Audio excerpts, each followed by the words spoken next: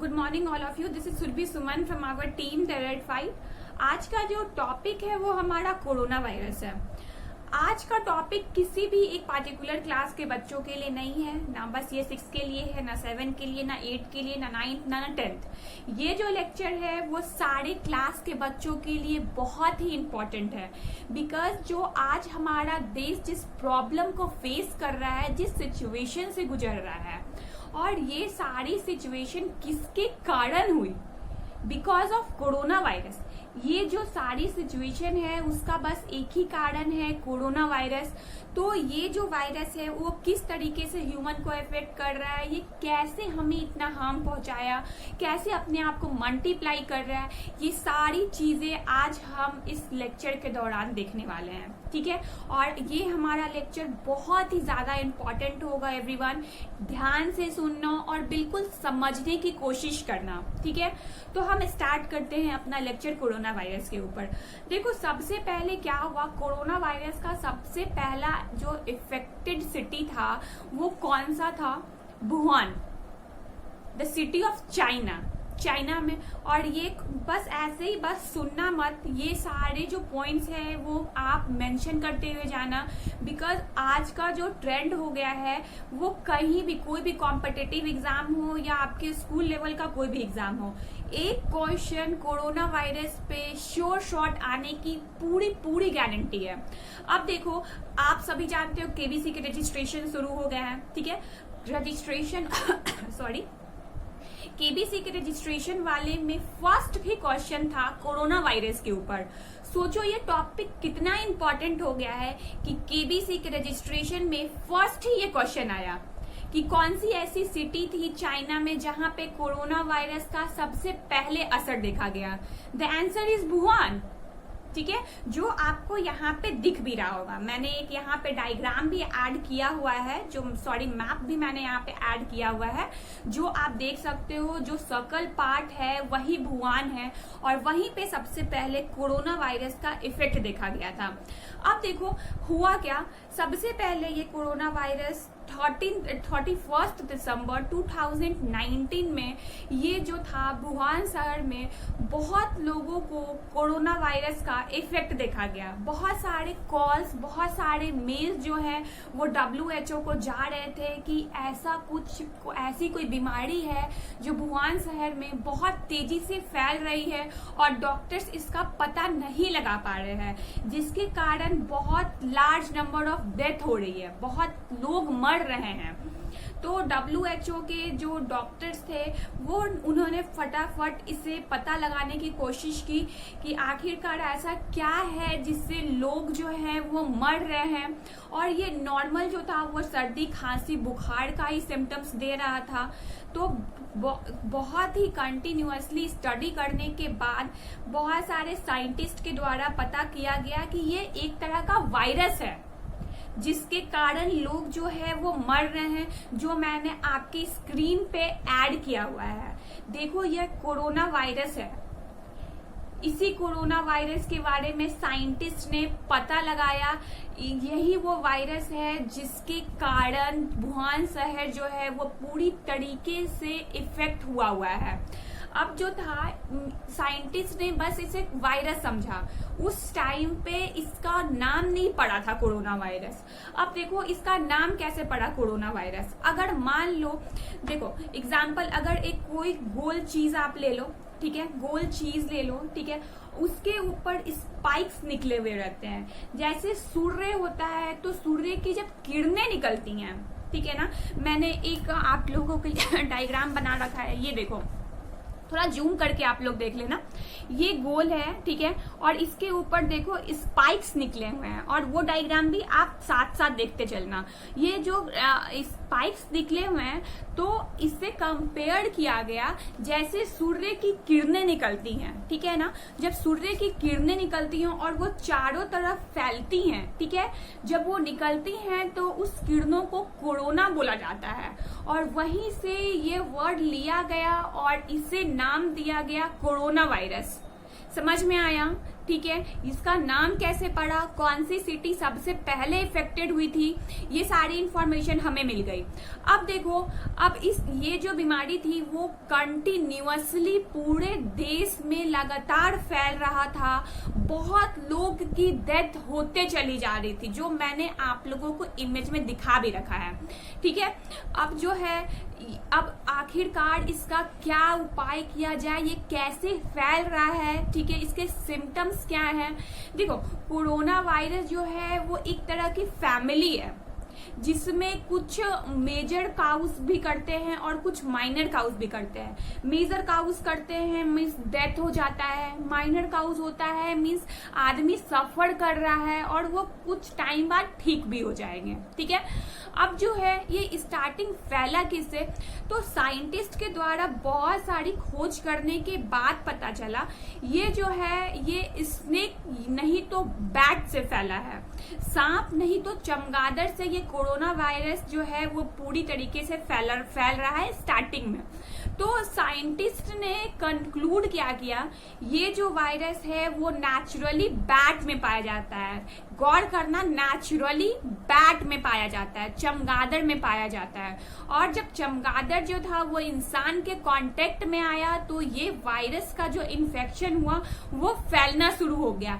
But this is not confirm, ये scientist का बस अनुमान था, ये कोई भी कंफर्म न्यूज नहीं थी। सभी लोग आज ये सोच के बैठे हुए हैं कि नहीं ये बैड से ही हुआ, ऐसा नहीं है, ये साइंटिस्ट का बस एक थॉट था, एक सोच थी। बट इन्होंने अभी पूरी तरीके से अपना मुहर नहीं लगाया है कि दैट्स द कंफर्म न्यूज। समझ में आ गया? ठीक है, अब देखो ये अपने आप को, इसका नंबर्स जो है वो बहुत तेजी से इंक्रीज कर रहा है। अब ये अपने आप को मल्टीप्लाई कैसे करता है, ये सारी चीज हम बहुत डिटेल में समझने जा रहे हैं। तो बी अटेंशन, अपने आप को बिल्कुल भी यहाँ पे कंसंट्रेट कर लो, क्योंकि one of the most important topic शुरू होने जा रहा है जो कि आपके लिए बहुत ही ज्यादा इम्पॉर्टेंट है। वो आप एग्जाम पॉइंट ऑफ व्यू से बोल दो या अपने जनरल नॉलेज के हिसाब से बोल दो। ठीक है, तो अभी स्टार्ट करते हैं। देखो वायरस क्या होता है, वायरस जो है वो एक तरह का पैकेट है, packet of nucleic acid and protein code. ठीक है, ये वायरस क्या है, एक तरह का पैकेट है जो कि न्यूक्लिक एसिड और प्रोटीन कोड से मिलकर बना हुआ है। जैसे गिफ्ट वाला बॉक्स होता है ना, उसी तरीके से गिफ्ट वाले बॉक्स के अंदर जो है वो न्यूक्लिक एसिड है, वही उसका डेंजरस जो है वो पार्ट जो है वो न्यूक्लिक एसिड है। अब न्यूक्लिक एसिड क्या होता है, डीएनए, आइदर डीएनए और आरएनए। कोई भी ऐसा वायरस नहीं है जिसके पास डीएनए और आरएनए दोनों प्रेजेंट होता है। वायरस जो होते हैं उसके पास डीएनए प्रेजेंट होगा, नहीं तो आरएनए प्रेजेंट होगा, दोनों जो है वो कभी भी प्रेजेंट नहीं होंगे। ये 6 और 7 के बच्चों को थोड़ा थोड़ा प्रॉब्लम हो रहा होगा डीएनए आरएनए में, बट 8, 9, 10 ये बच्चों को बिल्कुल प्रॉब्लम नहीं होना चाहिए। डीएनए क्या होता है, आरएनए क्या होता है, बिकॉज 8 स्टैंडर्ड में पूरी डिटेल पढ़नी है। ठीक है, तो फुल फॉर्म भी सुन लो डीएनए का, अगर किसी को आता है तो अपने आप से बोल लो। ठीक है, डाईऑक्सी राइबो न्यूक्लिक एसिड। ठीक है, समझ में आ गया? ठीक है, डीएनए का फुल फॉर्म, आरएनए का फुल फॉर्म क्या होगा, राइबो न्यूक्लिक एसिड। ठीक है, ये क्या है, न्यूक्लिक एसिड प्रेजेंट है वायरस में, आइदर डीएनए और आरएनए दोनों में से कोई एक प्रेजेंट होगा, बट दोनों प्रेजेंट नहीं होंगे। ठीक है, और मोस्ट डेंजरस वायरस वो होता है जिसके पास आरएनए होता है। ठीक है, और इस कोरोना वायरस के पास आरएनए प्रेजेंट है। और मैं आपको बता दूं कि आपको मैंने एक लिस्ट लगाया है, यहाँ पे आपको एक लिस्ट दिख रहा होगा अपने स्क्रीन पे। ठीक है, ये मोस्ट डेंजरस वायरस की कैटेगरी में ये सारे वायरसेस को रखा गया है। ठीक है, और मैंने अभी क्या बोला, जो भी डेंजरस वायरस होते हैं उनके पास आरएनए होता है, और इस कोरोना वायरस के पास भी आरएनए है। और मैं बता दूं इसका जो साइज है बाकी सारे वायरसेस के कंपेयर में इसका साइज जो है वो सबसे बड़ा अभी तक में पाया गया है। क्लियर हो गया? तो समझ रहे हो ये कितना डेंजरस है हमारे लिए। इस लिस्ट में आप देखो सबसे पहले एबोला को रखा गया था, बट अब ये लिस्ट थोड़ी पुरानी है। अब ये लिस्ट का फर्स्ट पोजीशन जो है वो पोजीशन कोरोना वायरस ने ऑक्युपाई कर लिया है। ये जो है वो मोस्ट डेंजरस वायरस की लिस्ट है और इस लिस्ट को कोरोना वायरस ने टॉप मोस्ट पोजीशन इस लिस्ट का ले लिया है। समझ में आया कैसे डेंजरस हुए? बिकॉज आरएनए है उसके पास और आरएनए की साइज भी जो है वो बहुत बड़ी है बाकी वायरस के कंपेयर में। क्लियर है एवरीवन? अब हम थोड़ा आगे बढ़ते और समझने की कोशिश करते ये अपने आप को मल्टीप्लाई कैसे करता है। मल्टीप्लाई करने का मतलब क्या है? अपने नंबर्स को इंक्रीज कैसे करता है। समझ में आ गया? अब देखो अब क्या हुआ, बहुत ही ध्यान से सुनना, ठीक है ना, बहुत ही इंपॉर्टेंट है वो। अगर मान लो आपका सेल है, ये हमारा सेल है, ठीक है, सेल के अंदर न्यूक्लियस है, ठीक है, न्यूक्लियस के अंदर न्यूक्लिक एसिड प्रेजेंट है, ठीक है। न्यूक्लिक एसिड जो होता है वो सेल का पूरा समझो पायलट होता है। जैसे कोई भी प्लेन चलती है तो पायलट के हाथ में पूरी बागडोर रहती है, मतलब प्लेन कैसे लैंड करेगा, प्लेन को क्या करना है, कैसे कर चलाना है, सारा कुछ जो होता है वो पायलट संभालता है। वैसे ही सेल का जो होता है वो न्यूक्लिक एसिड जो होता है सेल का पायलट होता है, ठीक है। अब जो है वो वायरस जो है वो सबसे पहले जो होता है वो अटैक करता है पायलट पे। वो सोचता है कोरोना वायरस या वायरस ये सोचता है कि मैं सबसे पहले उस पायलट को मारूं जो पूरे सेल को चला रहा है, और वो वैसा ही करता है। वो सबसे पहले जो अटैक होता है वो उस पायलट पे करता है और उस पायलट को वो मार देता है, और मारने के बाद जितने जो सेल थे उस पे अपना कब्जा बना लेता है। समझो अगर मान लो कि कोई भी गुंडा हुआ, चाहे कोई भी टेररिस्ट हुए, ठीक है, किसी देश पे चले जाते हैं और उस पे अपना कब्जा जमा लेते हैं और उसी के हथियार यूज करते हैं उन्हें मारने के लिए, ठीक है। वैसे ही यहाँ पे ये हुआ, ये जो था वो वायरस जो था उस पायलट को मार दिया और उस सेल पे अपना कब्जा जमा लिया, ठीक है। अब सेल जो ऑर्गेनल्स थे, सेल ऑर्गेनल्स सोच रहे थे अरे मेरे पायलट कहाँ गए, मेरे पायलट कहाँ गए। अब तो कोरोना वायरस या वायरस बोलता है आई एम योर पायलट, अब मैं हूं तुम्हारा पायलट, अब मैं जो कहूंगा तुम्हें वो करना होगा, ठीक है। एक कहानी टाइप मैं आपको समझा रही हूँ, एक कहानी जैसा, बिकॉज ये आपके दिमाग में पूरा हिट करेगा। अगर मैं इसे बिल्कुल साइंस के लैंग्वेज में आपको पढ़ा दूंगी कि वो आया, उसे इफेक्ट किया, अपने आप को मल्टीप्लाई किया, आपकी समझ में बिल्कुल नहीं आएगा, इसलिए इसे एक कहानी की तरह समझो, ठीक है। तो अब क्या हुआ, पायलट को तो वो मार दिया और सेल ऑर्गेनल्स पे अपना कब्जा कर लिया। अब सेल ऑर्गेनल सोचते हैं अब तो हमारा पायलट मर चुका है, अब हमें जो कुछ भी करना होगा इसकी बात मान के करना होगा, नहीं तो ये हमें मार देगा, ठीक है। तो सेल ऑर्गेनल सोचते हैं कि नहीं अब चलो ये जो बोल रहे हैं मुझे वो करना है। तो सेल ऑर्गेनल्स क्या करते हैं, वायरस जो है वो उन लोग को बोलता है कि चलो तुम लोग मेरे लिए प्रोटीन बनाओ, प्रोटीन बनाओ। अब सोचो 8, 9, 10 के बच्चे सोचो, सेल चैप्टर में आपने पढ़ा है कौन सा ऐसा सेल ऑर्गेनल्स होता है जो प्रोटीन बनाने के लिए रिस्पॉन्सिबल होता है। सोचो, the ribosome is responsible for the protein synthesis, ठीक है ना। तो वो जो जिस सेल पे वो अटैक किया जो वो वायरस, उसी सेल ऑर्गेनल्स को बोलता है कि अब तुम मेरे लिए प्रोटीन बनाओ।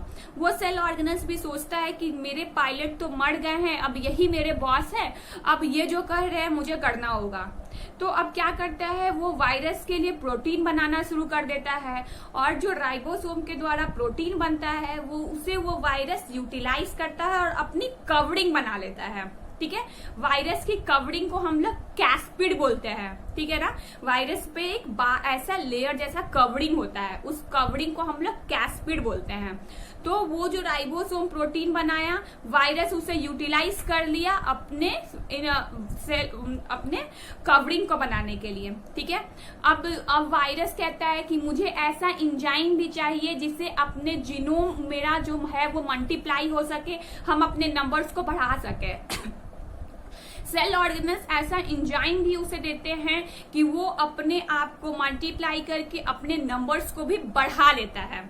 ठीक है, तो देखो अब जैसे होता है, अगर ह्यूमंस की बात करो तो ऐसा नहीं होता कि एक बार हमारा आंख बना और एक बार हमारा मुंह बना, एक बार हमारा पेट बना, एक बार हमारा पैर बना और उसके बाद सारे पार्ट्स एक मंथ में ये हुआ, एक मंथ में वो, ऐसा नहीं होता। और ऐसा भी नहीं होता कि लास्ट मंथ में सारे पार्ट्स को हम ज्वाइन कर देते हैं एंड देन बोलते हैं कि चलो अब ये बाहर आने के लिए तैयार है। ऐसा नहीं होता। हम लोग जो होते हैं वो सिंगल यूनिट के रूप में बाहर निकलते हैं, बट वायरस के साथ ऐसा नहीं होता है। एक बार वो अपना प्रोटीन बनाता है, एक बार वो एंजाइम की मदद से अपने जीनोम को बनाता है और सारे पार्ट को एक बार ज्वाइन कर लेता है। ठीक है, अब नया वायरस बन चुका है। अब क्या करता है वायरस जो है वो इतना बेईमान होता है, वो ये भी नहीं सोचता जिस सेल ऑर्गेनल्स ने हमें, जिस सेल ने मुझे प्रोटीन बना के दिया, जिस सेल ने मुझे एंजाइम दिए, मैं उस सेल को छोड़ दूं। वो क्या करता है, अपने आप को मल्टीप्लाई करने के बाद जिस सेल में उसने किया उस सेल को बर्स्ट कर देता है। मतलब सेल जो होते हैं वो फट जाते हैं और वो बाहर निकल के then it's ready to attack the another cell. अब ये दूसरे सेल पे अटैक करने के लिए तैयार है। ठीक है, समझ में आ गया। तो ये एक सेल पे अटैक किए, फिर उस सेल से सारा प्रोटीन यूटिलाइज किए, फिर उसके बाद उसकी एंजाइम्स को यूटिलाइज किए, फिर अपने कवरिंग बना लिए, अपने नंबर्स को इंक्रीज कर दिए, फिर उस सेल को ब्रस्ट कर दिए, देन सेकेंड सेल पे अटैक किए और ये प्रोसेस जो होता है वो होते चला जाता है। That's why the number of viruses जो होते हैं वो इंक्रीज होते रहते हैं। समझ में आ गया। अब जो वायरस जो होते हैं वो अपने आप को मल्टीप्लाई कैसे करते हैं। ठीक है, अब देखो जब मैंने एक पॉइंट छोड़ दिया वहां पे, जब वायरस किसी भी सेल से बाहर निकलते हैं तो जो सेल मेम्ब्रेन होता है उसकी भी कवरिंग अपने आसपास बना लेते हैं। ठीक है, समझ में आ गया ये वायरस अपने आप को कैसे मल्टीप्लाई कर रहे हैं। ठीक है, क्लियर है एवरीवन। तो अब जो हुआ, ये वायरस का तो मल्टीप्लिकेशन हमें देख लिया। ठीक है, वायरस कहाँ पाए गए यहाँ पे हमने देख लिया। अब इसके सिम्टम्स को हम थोड़ा सा देखते हैं। ये जो वायरस इफेक्ट करते हैं, इसके सिम्टम जो होते हैं वो नॉर्मल निमोनिया टाइप होते हैं, मतलब सर्दी खांसी होगी, बट सांस लेने में इतना ज्यादा तकलीफ होता है कि उस पेशेंट को आईसीयू में एडमिट करवाना पड़ता है। जैसे कि नॉर्मल जो होता है सांस लेने में तकलीफ होती है, वैसा नहीं होता। ये जो सिचुएशन होता है वो बिल्कुल हटके होता है, बहुत ही ज्यादा वर्स्ट सिचुएशन हो जाती है। ऐसे में अगर हमें कोरोना वायरस से बचना है तो हम क्या करें। अब आप सोचोगे कि मैम आप क्या बता रहे हो, बचने का तरीका तो सारे जगह दे चुका है, बट मैं जो आपको तरीका बता रही हूँ ये बहुत सारे मैंने चैनल्स देखे, बहुत जगह से मैंने इंफॉर्मेशन कलेक्ट किया, तो मैं आपको ये बता रही हूँ। देखो जो भी नॉनवेज खाने वाले लोग हो, जो भी नॉनवेज खाते हो बच्चे, वो देखो अगर नॉनवेज आप खा भी रहे हो तो उसको पूरी अच्छी तरह से पका के खाना, किसी भी लोग के कांटेक्ट में जल्दी मत आना।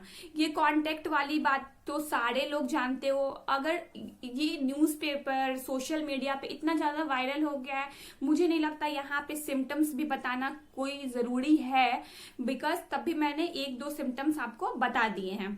ठीक है, अब इसके आगे हम बढ़ते हैं और थोड़ी सी बात समझने की कोशिश करते हैं कि आखिरकार ये फैला कैसे। तो आप जानते हो कि हमारे इंडिया में उतनी भी एजुकेशन सिस्टम जो है उतनी अच्छी तरीके से वेल डेवलप नहीं है। तो यहाँ पे बहुत सारे ऐसे बच्चे हैं जो मेडिकल की प्रिपरेशन करते हैं, तो वो चाइना जाते हैं पढ़ने को। ठीक है, तो चाइना जाते हैं, जब वुहान में ये वायरस फैला तो उस एरिया को सील कर दिया गया, उस सिटी को सील कर दिया गया। ठीक है, तो बहुत सारे ऐसे इंडियंस भी थे जो वहां पे फंसे हुए थे। इंडियंस बच्चे जो थे वहां पे पढ़ाई के लिए गए थे, वहां पे फंसे हुए थे। तो इंडियन गवर्नमेंट ने 27 जनवरी को 2020 ये डिसाइड किया कि जो हमारे इंडियंस वहां फंसे हुए हैं हमें पहले उन्हें बाहर निकालना है और वापस इंडिया ले आना है। बट ऐसा जो चाइनीज गवर्नमेंट थी उन्होंने कहा अगर आप ऐसा करते हो तो ये आपके लिए बहुत ही नुकसान साबित हो सकता है, नुकसानदेह हो सकता है, बिकॉज ये जो इन्फेक्शन है वो बहुत तेजी से फैल रहा है और अगर आप अपने बच्चों को, अपने सिटीजन्स को ले जाना चाहते हो तो आपको 21 दिनों तक उन्हें ऐसे रखना पड़ेगा कि वो अपने फैमिली के कांटेक्ट में या किसी भी अदर मेंबर के कांटेक्ट में नहीं आए। ठीक है, फिर क्या हुआ, इंडियन गवर्नमेंट ने वहां से अपने बच्चों को या अपने देशवासियों को वहां से उठाया और एक जगह पे रख दिया जहां पे वो किसी के संपर्क में नहीं आ रहे थे, अपनी फैमिली से मिलने की उनको परमिशन नहीं थी। ठीक है, पर तब भी क्या मतलब हमारी बैड लक भी कहा जाए या क्या कहा जाए, डोंट नो, ये जो था तब भी हमारे इंडिया में ये बुरी तरीके से फैल चुका है। अब जो है हम लोग की रिस्पॉन्सिबिलिटी बनती है। अब आप सोचोगे कि हमारे एक के करने से ये क्या होगा, बट ये बात हमेशा याद रखना, एक एक बूंद से ही मटका भरता है। अगर आपको एक गिलास पानी चाहिए और किसी नल से एक एक बूंद गिर रही है तो आप उस ग्लास को लगा दो तो थोड़े देर बाद देखोगे कि वो ग्लास भर चुका है। ठीक है ना, तो ये कभी मत सोचना कि मेरे एक अपने योगदान देने से क्या हो जाएगा, समझे, एक एक करके ही हम सारे बने हुए हैं। तो हमें क्या करना है, हमें बाहर नहीं जाना है, घर पे पढ़ना है, मन लगा के पढ़ना है। ठीक है, और कोई भी तरह का कोई रिस्क नहीं लेना है। ठीक है, आप देख रहे हो ऑनलाइन आपको इतनी अच्छी अच्छी फैसिलिटीज प्रोवाइड की जा रही है हमारे कोचिंग से, या कोई भी कोचिंग की बात कर लो, बच्चों को कोई तकलीफ नहीं हो रही है, बस घर पे रहो, पढ़ो। कोई ऐसी टॉपिक है जो आप चाहते हो कि वो कोई भी टीचर जो है वो हमारे कोचिंग के कोई भी टीचर उस टॉपिक को डील करे, तो प्लीज कमेंट करके बताओ कि नहीं मैम या सर मुझे ये टॉपिक में दिक्कत है, आप प्लीज इस टॉपिक का शॉर्ट वीडियो बना के दे दो। हम हर तरीके की मेहनत करने के लिए तैयार है, बट आप लोग से रिक्वेस्ट है प्लीज एवरीवन पढ़ो, अच्छे से पढ़ो। और इस वीडियो को अगर आपको अच्छा लगे तो प्लीज शेयर भी करो अपने फ्रेंड्स के साथ, ताकि उनको भी नॉलेज मिले कि आखिर ये कोरोना वायरस क्या है जिससे हमारा देश जो है इस बुरी तरीके से इफेक्ट पड़ा हुआ है हमारे देश पे। ठीक है एवरीवन, थैंक यू। अच्छे से पढ़ो, सेफ रहो।